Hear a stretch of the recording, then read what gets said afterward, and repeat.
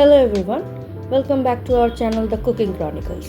আজ আমরা নিয়ে চলে এসেছি হরিয়ালি চিকেন।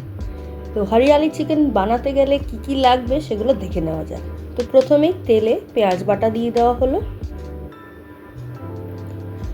পেঁয়াজটা হালকা ভেজে নিতে হবে, একটু রসুন বাটা দিয়ে দিতে হবে,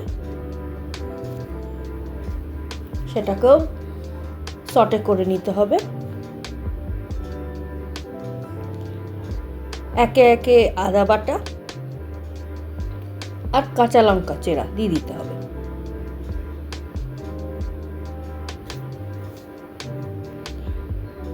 শীত তো প্রায় চলেই গেছে, ধনেপাতা এখনও বাজারে পাওয়া যাচ্ছে, তাই এই রেসিপিটা একবার ট্রাই করে দেখতে পারেন।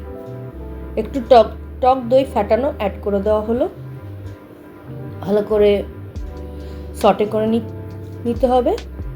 এবার চিকেনগুলো অ্যাড করে দিতে হবে।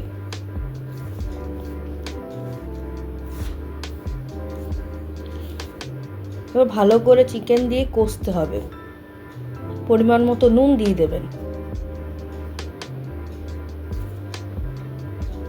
দিয়ে ঢাকা দিয়ে ভালো করে এটাকে কষতে হবে যতক্ষণ না চিকেনটা হালকা সফট হয়ে যাচ্ছে, চিকেনের কালার একটু চেঞ্জ হয়ে যাবে।